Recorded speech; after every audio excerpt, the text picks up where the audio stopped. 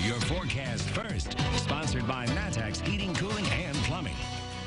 We do have some clouds out there, like has been the case for the past few hours. Otherwise, though, looking at mainly partly cloudy skies. Temperatures remain in the upper 70s and low 80s. So a little bit warmer than the past couple of days, but still pretty comfortable thanks to the fact that we have lower dew points. 78 degrees in Springfield, 79 in Lincoln, 77 in Decatur, 80 in Pontiac, and 79 in Champaign, which is where we have our Bratcher weather camera on our Roofing Dog iNet. Looking into Urbana, where there was that peaceful protest that was walking through the streets. Currently out of view of the sky cam right now. Our winds are out of the south up to around 20 to 25 miles per hour. So it is a little bit windy out there, but that is important because it is bringing in warmer air that it's expected to stay in place overnight tonight, making for a much warmer day for tomorrow. WCIA 3 News starts right now. You're watching your local news leader. This is WCIA 3 News at 6. Protesters took to the streets all across central Illinois tonight demanding justice in exchange for peace. One of those protests started in downtown Urbana. Good evening, I'm Jennifer Roscoe. This is all in response to the death of George Floyd at the hands of a Minneapolis police officer.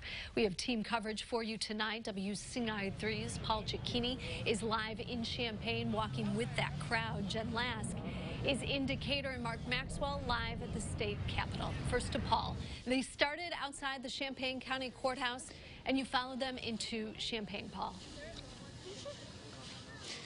Yeah, and Jennifer, I think we might be in Urbana at this point or we're right about there. We just crossed Goodwin Avenue. We're on University right now. I'm going to turn around. Been walking backwards for what feels like probably about 30 yards. You can see Carle Hospital just ahead of us right now.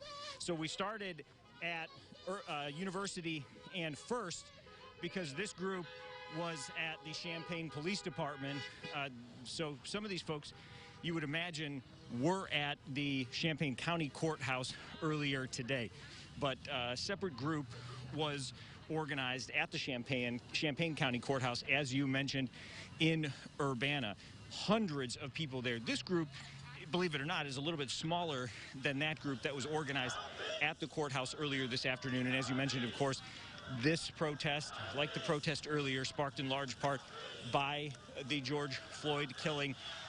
And as you mentioned, two coroners now, the Hennepin County coroner in Minneapolis and an independent coroner, both ruling that death of George Floyd a homicide just in this last afternoon and early evening. So that, I'm sure, is a relief to many of these protesters, or will be once they hear that news.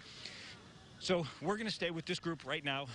We're not entirely sure of what their final destination is, if they have one at this point. We joined this group a little bit late, just before the 6 o'clock news hour. But of course, we'll catch up with you in just a little bit at the bottom of the hour. So for now, we are live in Champaign County. Jennifer, I'll send it right back to you. All right, Paul, thank you so much. Now, as you heard, the protest started in Urbana, moved into Champaign. Take a look at this video. The crowd made its way to Neal Street and right in front of our WCIA 3 studios in Champaign. That was during the 5 o'clock newscast. They stopped for several minutes at the intersection of Green and Springfield. Hundreds chanted as they moved north toward the city building. We have new information. Nearly 30 people were arrested after the looting in Champaign yesterday. 27 people were booked in the Champaign County Jail. Charges include burglary and criminal trespass. Police say 10 women and 17 men were arrested. They range in age from 19 to 36 years old. Champaign police are asking business owners to estimate the cost of damage. 5 people were also arrested in Danville for looting. The first call was at the Burlington Coat Factory last night after 10. Police say these 3 women broke out the windows and took items. They faced charges of criminal damage, mob action, and burglary. Police were then called to Stock and Field for another report of damage. 2 more people were arrested after windows were broken and items stolen from there as well. Police say both are still being investigated. Now, protests continue across central Illinois tonight. A crowd is marching through the streets of Decatur, and that's where we find WCIA 3's Jen Lask. All right, Jen, what is happening now? Well, Well, Jennifer, we have some people who have started gathering over here at the end point. Some of them are trying to meet up with the protesters, but we can still hear them chanting as they are getting closer over here. Now, earlier we heard from multiple people.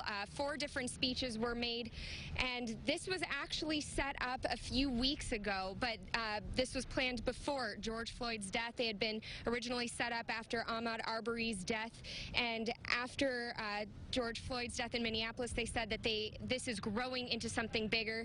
They had 3 speeches originally planned, but a 4th person came up and also delivered a poem as well. Now, they are marching through downtown and will come back over here to wrap up at the end. They say that they want this march to end peacefully over here, and they say again that this is much bigger than George Floyd alone, and they say that they want to focus on the legacy of civil rights and say that what we do in the present moment plants seeds in the future. So this is all happening right now. We have heard the chanting getting louder as they are getting back toward this area. We also know that in advance of the protest, the Macon County office building closed at 3:30 p.m. So we will bring you the latest updates from this. You can also see some of the speeches that were made. If you go to our Facebook page, that's where we had them live earlier this afternoon. Live in Decatur, Jen Lask, WCIA 3, your local news leader. Jen, thank you so much. Now, peaceful protesters in Springfield calling for reforms and oversight to end police brutality this afternoon. Our Capitol Bureau Chief, Mark Maxwell, live in Springfield right now. Mark, still that crowd behind you. What are you seeing? Jennifer, this assembly here going on about an hour and a half of rallying here. It's their 2nd or 3rd stint at this location. It's a peaceful protest, but the words are painful to listen to many of the organizers as they talk about their own experiences. The speaker right now describing his experience, arrested at 16, released from prison at age 40, and he's using this platform now to really vent and express anger over what he sees as a mass incarceration system that too routinely locks up people of color for low nonviolent crimes. Earlier during the demonstration, we caught up with a teacher from Springfield who called for her neighbors, the people that are not here in attendance, to use this moment, to use this protest as an opportunity to listen to your neighbor. Be out here with us. It's all about educating. There has to be some type of sympathy, like empathy, you know? I feel like also with the police, they're going to need some trauma training. They're going to need culture training. They're just going to have to revamp the whole system.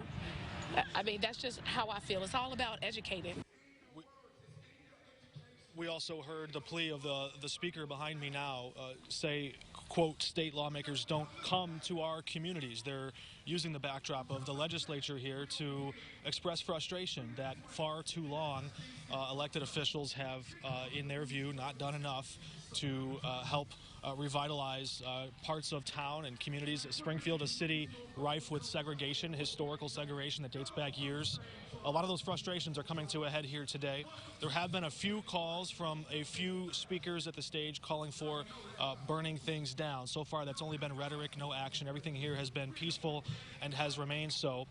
But we continue to watch and monitor these protests to hear their message and to see what happens as these marches may continue throughout the city of Springfield tonight. Jennifer?